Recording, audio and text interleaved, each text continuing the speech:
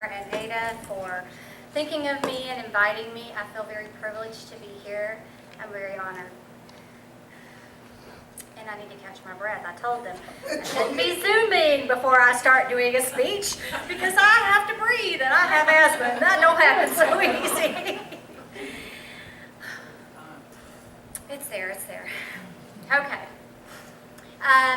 Usually when I give a speech, I try not to use my notes, but I really needed them for this one, so please forgive me if I read off them quite frequently.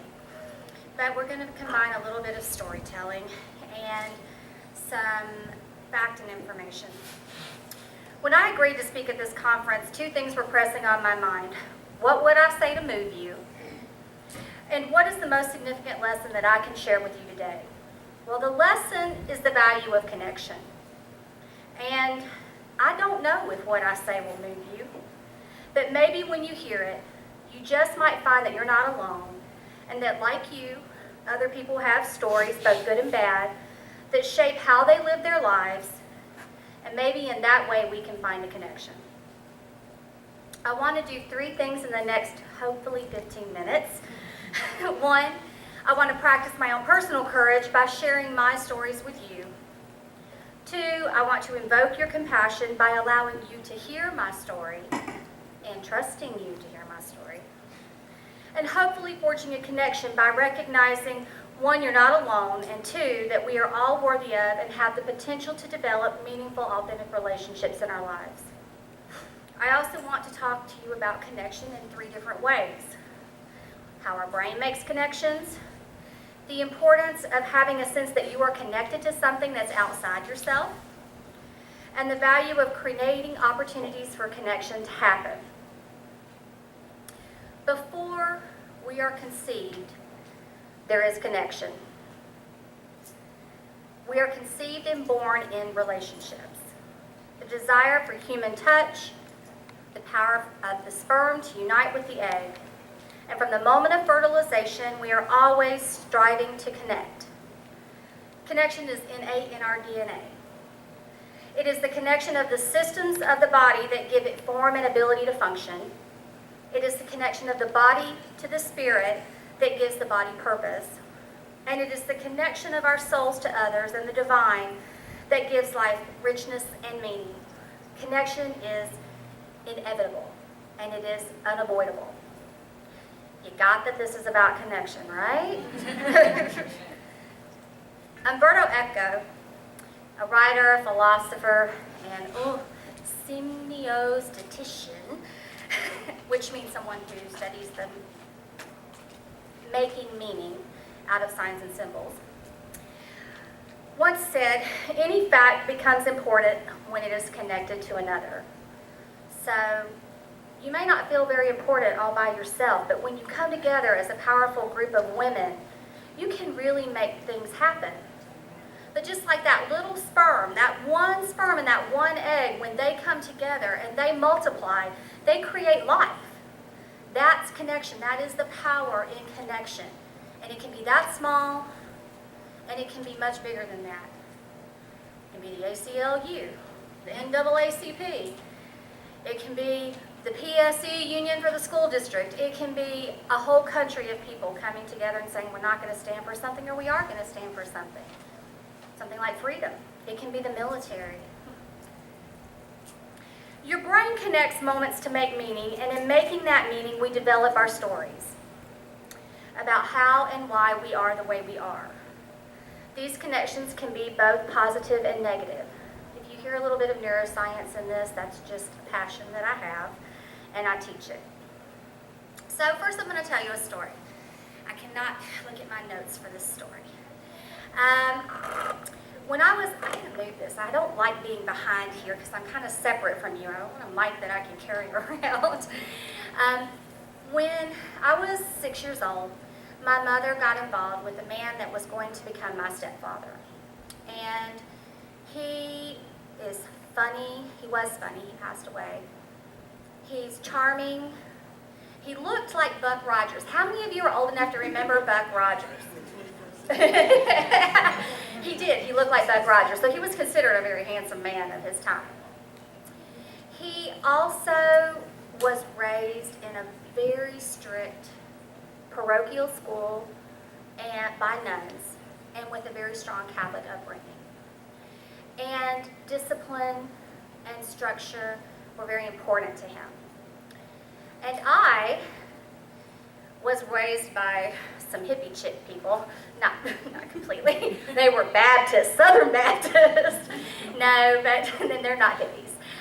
But my dad was more of a free-spirited sort of person, and my mother came out of poverty, not really growing up with much structure. And when she met him, he was everything that she ever wanted. But he thought that there were some things that I did just weren't okay. How many of you are left-handed?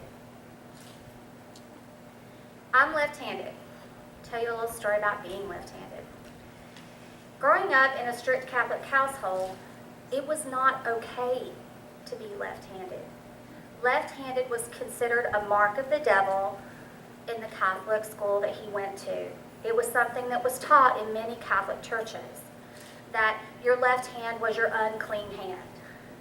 But it's the hand I'd been using for 6 years to do everything. It's the hand I was using to, comb my hair with, to throw a ball with, to play baseball with. I always started with that one, I ate with that one, and I wrote with that one. And he was not okay with that. He did not want me to write with my left hand. So he would make me copy books with my right hand. So I would have to spend hours each day having to copy with my right hand. And if it didn't look good enough, and if it didn't happen fast enough, then I got beat for it. That was just one of many things I got beat for over the next 17 years. And so I grew up with this sense that I was unclean, I was wrong, I didn't do the right thing, I wasn't good enough, and I needed to be better. And that there's something wrong with me, and it always needed to be corrected. It wasn't until I was studying neuroscience of brain trauma that I made the connection between my experiences as a child in writing left-handed and my absolute loathing of handwriting as an adult. Now, a lot of you won't necessarily think of such a minor thing in school as handwriting as being something that is absolute torture for you. But it was for me. When I had to write, I had to do my test in a certain amount of time, and I didn't do it fast enough because, one, I wasn't allowed to develop this hand, and I never was good enough with this hand. I got punished by my teachers for that. If I didn't go fast enough, I didn't get the good grade because it was timed, or I was thought as being lazy and not focusing on my work, so I'd have to put my hand out, and my teacher would slap it with a ruler. It was very frustrating because I was a straight A student, except in handwriting. In handwriting, I could never get better than a B. Thank God handwriting was not part of my GPA. So,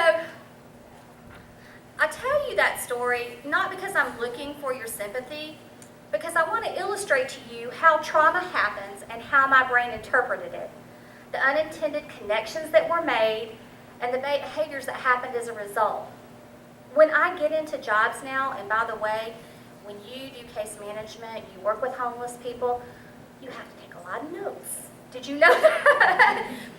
Thank God for Dragon Dictate. And where I can talk into my computer and it will take my notes for me. And I'm really grateful for things like voice recorders, so that if I don't write fast enough, I can go back and I can listen to it so I can capture the notes later on and get the gist and the meaning of the conversation. That all said is just to illustrate to you how your brain as a child grows up in trauma and affects how you become and the choices that you make as an adult. That's a safe one, a safe story to share. There are much more dangerous stories that I could share with you. I also want you to know I'm a big fan of Albert Einstein. You're going to hear a lot of quotes from me. I'm big on quotes. I have a huge collection of them. Every time I see one, I copy it, paste it, save it to my desktop, record it on my phone. I just love a great quote. Albert Einstein said we cannot solve our problems with the same thinking that we used when we created them. Can I get an amen? I interpret that as I have to change the way I think about adversity if I'm ever going to move beyond it. I may not have overcome all my challenges, but by learning to recognize them and see them for what they are, I can change the way I allow them to manifest in my life. I can make better choices. Resiliency, this is a conversation about resiliency, is defined as the ability of a substance or object to spring back into shape, or in the case of human experience, the capacity to recover quickly from difficulties or setbacks.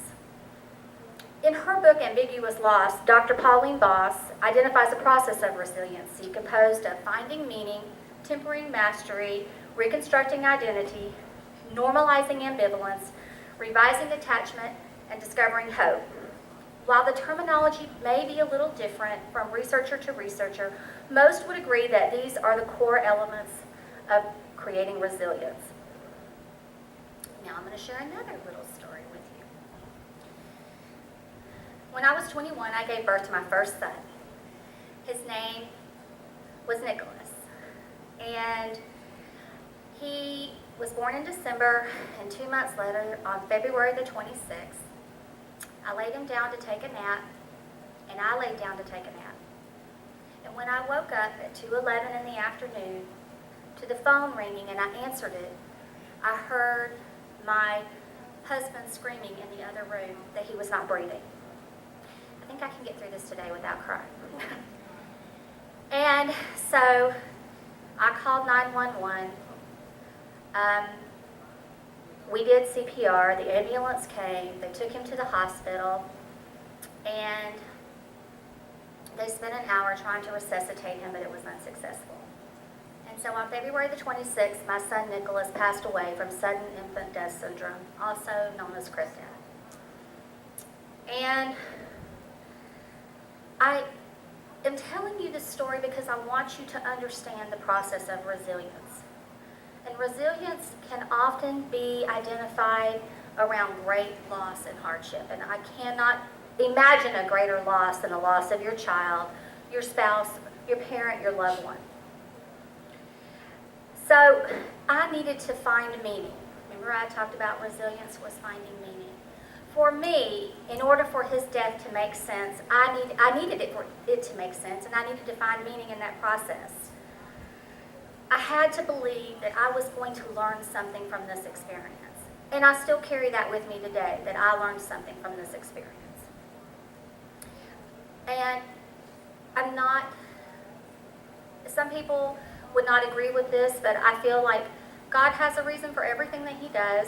And you can use God, Allah, Nirvana, karma, whatever word for your spirituality, your faith, your belief that you want to. I grew up in the Christian tradition, so it's God. And so I needed to believe that God wanted me to get something out of this experience besides overwhelming grief. And so a few months later, I conceived my second son, Joshua. And then a couple of years later, I conceived my third son, Justin. Joshua is 25, he lives in Atlanta, and he's a head chef of a restaurant down there, and he's doing fabulous. And Justin is in a part of the military I can't talk about. And he's in danger, and that's totally stressful. And one of the reasons that's stressful is because for as long as they've been in my life, and there are times when they actually lived with their dad and didn't live with me, but forever since they've lived with me and been with me.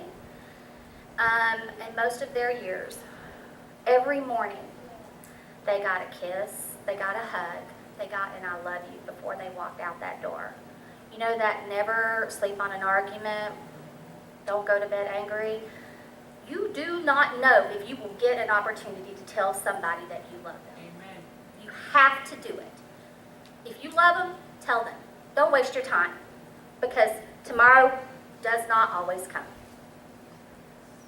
And I knew I may not get the opportunity to tell my son how much that I loved him. So I took every single day to be sure he did that. One day, my son, when he was a teenager, went to school, and he had left while I was in the shower. He had to go catch the bus. I can understand. But he was sitting in first period, and he got a call from his mother. Actually, what happened then, because we didn't use cell phones, not that cell phones weren't around, but they really weren't allowed to have them yet for me, in my opinion. And I called his teacher, and I said, "Can I please speak to Justin?" She puts Justin on the phone, and I said, "Justin, you left while I was in the shower, and I did not get a chance to tell you that I love you, and I want you to have a good day." So it is very important to me to call my kids every day, send them a text, even though they're grown adults, and tell them I love them, their life has meaning and purpose, they are important to me, and I am with them. And they can always count on me. I had to turn my phone off, because if my sons were to call during this, I'd be like, "Bye, I got to go talk to them." So those kisses and I love yous, those are the rituals that I formed, and sacrifice for the greater good was what I believe came out of my other son's death. I learned how to be a better and more loving parent because I knew what would happen if I didn't. And I won't say that that happens just because you're not a loving parent, but I knew for me that they needed to know that because I wouldn't get that chance. I may not get that chance to tell them. I will tell you, my resilience is tempering mastery. Tempering mastery is a complex concept that really just means we want to recognize that the world is not always fair, but we do have some control over it.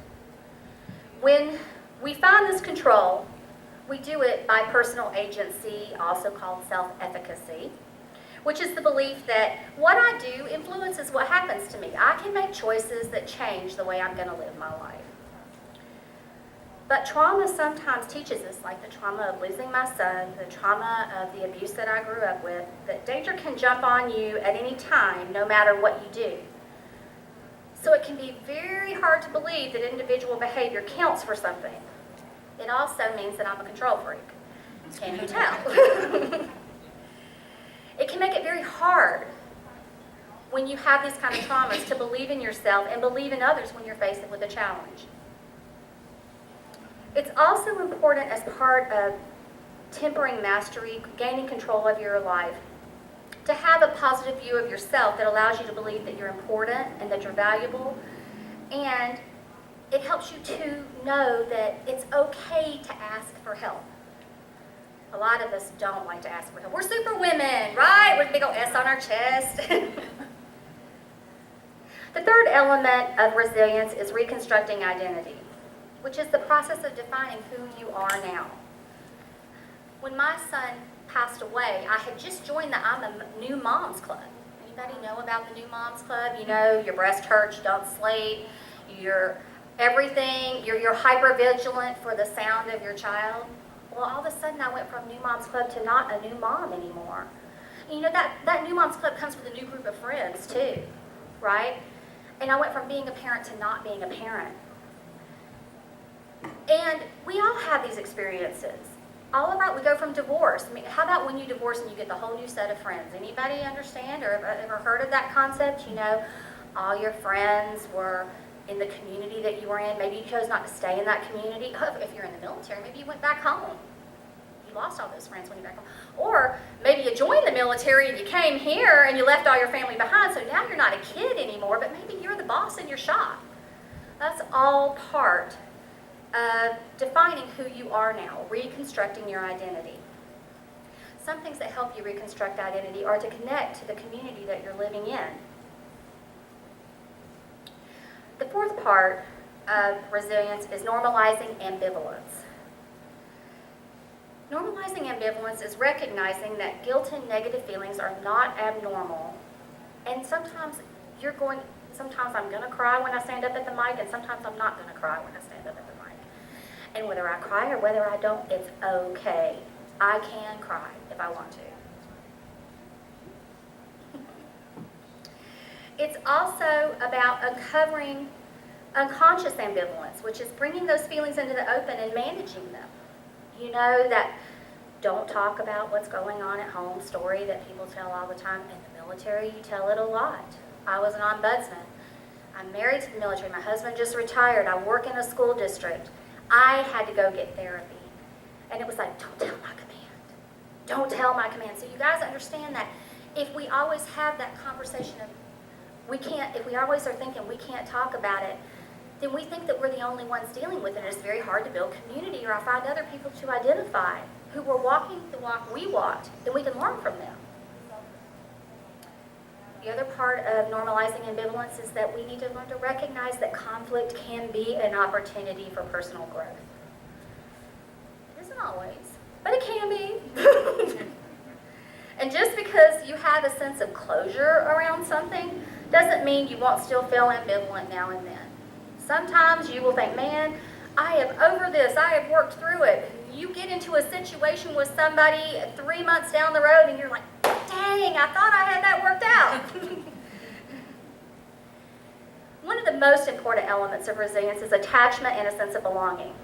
Attachment or connection to competent and caring adults appears to be the key of good resilience. Finding people that you are connected with, that support you. There's a study, I wish I could remember the name of it, but it shows that for every person that a new mom feels that she can go to for advice and a listening ear in her life, that's equal to $15,000 of additional income in the household. Isn't that an interesting thing to put a dollar value, $15,000 more dollars? Imagine what $15,000 more dollars of income might mean for you as a new mom. Would it mean that maybe you could get the better daycare provider that you really wanted to have? Would it mean that maybe you could pay for your kids to participate in a few more extracurricular activities and opportunities that they wouldn't necessarily get to have? But what if just having that one person, that person that will say, hey, if you can't take your kid to soccer today, I can drive them, and I'll help you pay that fee. Or did you know you can get a scholarship for that? They have programs. That is that value of having that other person, that sense of attachment to something, and that sense of belonging to something. We all are striving to feel like we belong to something. The reason I tell my story is to overcome the stigma of the no-talk rules, which is what I just told you about, that thing where you're like, oh, it's not okay to talk about. And because I also want you to know that what I'm going to talk about in a few minutes is a community group that can be used to build connections. Finally, the last part of resilience is uncovering hope. And hope is very important. I love that hope floats. You know, what a cute quote that was. And I think hope floats on a few things, and it floats on spirituality. Believing that there's something greater than you, that you're part of it. Fellowship with other people. That's one thing that helps you have hope. Imagining that there are options. How many of you are like, you talk to your friend, you got the friend that's a crisis junkie, and they're like, there's nothing you can do. It's this way, and I'm going to die. You all have those friends?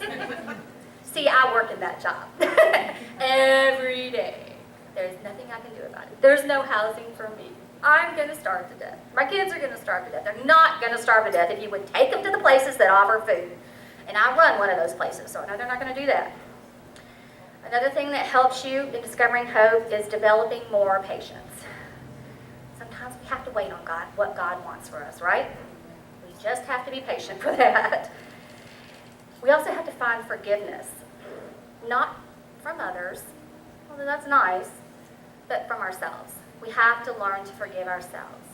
I had to learn that I wasn't such a bad person because I was left-handed. I wasn't such a bad person because I didn't meet my stepfather's expectations. Do you know how long and how many men I dated before I figured out I didn't need to meet somebody else's expectations? I could set my own and that would be good enough. I'm 47. I found the right man when I was 30. So it took me 30 years to figure it out. You also need to have opportunities to laugh. And I'm going to tell you a funny little story. and tie it back to the loss of my son. So the day that my son passed away, that evening I stayed at my mother's house. And how many of you maybe breastfed your child and you go to work and your breasts are really hurting and you've got to get to that pump so that you can relieve the pressure? Your breast hurt because you're away from your child. That day that my son passed away, my body was weeping. It was a few hours later and milk was just pouring out of me. And I was in so much pain, not just emotional pain, but physical pain. So I was reminded, in actually thinking about talking about this, of a funny story with my third son. My third son, he was about 1.5, and my friend was over at my house, and come on, Jennifer, I'm going to embarrass you. I'm going to be embarrassed. I just need you to stand right here. So my son, Justin, he was about 1.5, almost 2 years old, and I was in my bedroom, and I'm sitting on my bed. This is my bed. My friend Andrea was standing here beside my bed, and Andrea was trying on some of my clothes. She had her bra on, her jeans, and she was taking off tops and putting tops on. And my son had been taking a nap, and he woke up from his nap, and we hadn't noticed that he had woke up, and he had come to the doorway of the bedroom, which would be about right there. And he looks at her, he looks at me, he goes, "Boobies, Mommy, boobies." And I started to laugh, and she started to laugh. But that wasn't the funniest part. The funniest part was he ran across the room, and he jumped on the bed and grabbed Andrea, and he went, "Boobies!" Thank you for being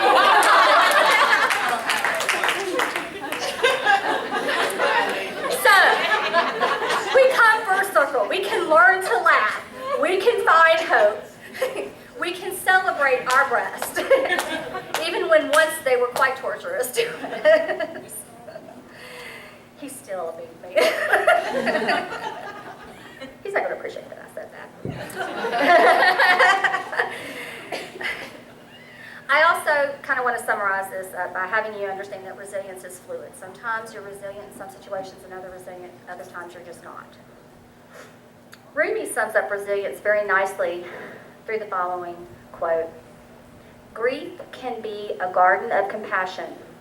If you keep your heart open through everything, your pain can become your greatest ally in your life's search for love and wisdom." And it has been. The death of my son has been the greatest growing experience that I ever could have had. I would never advise it. It is not the way to learn to grow. But it has taught me the biggest lessons I ever needed to learn. The last thing I want to share with you, and I'm sorry, I'm probably over my time, I knew I would be, is a little bit about my most recent project, Spin Cafe. Earlier I said I wanted you to understand the importance in creating opportunities for connection to happen. That's what SPIN about. SPIN, by the way, stands for Serving People in Need. That's not how it started out. It started out as, I'm going to run a laundry project, and the laundry spins around in the machine when it washes, and I thought, cool, Spin Cafe. And then I was like, cool, SPIN can be an acronym, and we can serve people in need. So that's what we're doing at Spin Cafe. And we offer several services to the community. Unfortunately, one of them is not laundry yet, although that is our goal, to offer laundry to people who can't afford to do it for themselves. Laundry services, not laundry. They have plenty of that, excuse me. Misspoke. But that's our bottom line, is that we'll offer that service, that we will have a shower, and when we remodel our facility, we will have those things. But right now, we offer the other elements of our program. It's hot in here. All that Zumba. The first thing that people mostly identify with is that we provide free meal services to the community. Not, did I say to the homeless? No. Did I say to people who were poor? No. I said to the community. We provide these meal services to anybody who wants to come in and have a free meal. Anyone can come in. And in that way, everyone, nobody feels like there's a stigma around it. We also offer it in a restaurant-like setting, so that when you come in, we serve you. You don't come up and take your tray and walk through the line and go sit down. We have wait staff who come to your table and take your order, and they bring you your food and they clean your plate. Do you know how rare it is for people who live in poverty to get served, how rare it is for people who are homeless to have the opportunity to have somebody else take care of them. It's very rare. Do you think they go to many places besides Taco Bell and McDonald's? Do people wait on you at Taco Bell and McDonald's? No, they don't. So that element of service is very important as a part of SPIN. The other thing that we do is we provide vocational training opportunities for people with disabilities, a history of incarceration, substance abuse. We provide it for people beyond that. Again, it's for anybody, but we focus on those populations because those are the hardest populations to employ. They need this opportunity to learn how to work in an environment and in an industry that's always going to be around. Food service is not going anywhere. I'm pretty sure you're all aware of that. We still won't put the meals on the table every day, breakfast, lunch, and dinner. And SPIN also offers resource referral information so people can come in and find out what's in the community. And finally, we offer opportunities to volunteer. And in fact, it was part of creating SPIN and creating the meal service part that created the opportunity to volunteer. I really wasn't thinking about feeding people. I was really thinking more about, there are people here who want to reach out and touch other people, but they don't have the opportunities to do that. So if we provide this space and this place, then those people can come right here. They don't have to go to Seattle. Not that I'm saying don't go to Seattle or go to Bellingham or go to Skagit or go off island, but there are people right here that need you. And you can right here find those opportunities. So that is a key piece, and that's that piece of making connection. People want to feel connected to something. That serving is a way of making connection. All of those are making connection. I believe that connection is the essence of human experience. By the way, Brene Brown said that. And if you've never watched her on YouTube or her TED Talk, she's great. You really need to listen to it. SPIN is a way to foster connections. By coming together, we can share our strengths and our struggles. We can feel heard through active and compassionate listening. Sometimes we're not the most compassionate listeners, but we really try. We're all learning. And we create a culture that promotes a sense of belonging and fitting in. I can only guess at what motivates others, but for me it's this. I'm compelled to do the work that I do. It's what gives my life meaning and purpose. I believe it's why I exist. And I create the opportunity to share my stories, even the shameful ones, so that others can see that they are not alone. And opportunities for others to share their stories in a safe place.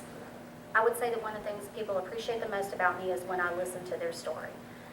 And by the way, it's not an hour. It's not like, oh, you got to be done and go. It's more like, I'll be with people for 3 and 4 hours if that's what it takes, sitting on their living room floor. By the way, this is my business casual attire, because when you work with homeless people, you got to dress for the situation. And I'm hoping that by sharing stories with me, people can navigate the process of overcoming adversity and find their inner resilience. And I'd like to leave you with one quote from Eleanor Roosevelt. In all of our contacts, it is probably the sense of being really needed and wanted, which gives us the greatest satisfaction and creates the most lasting bond. Thank you.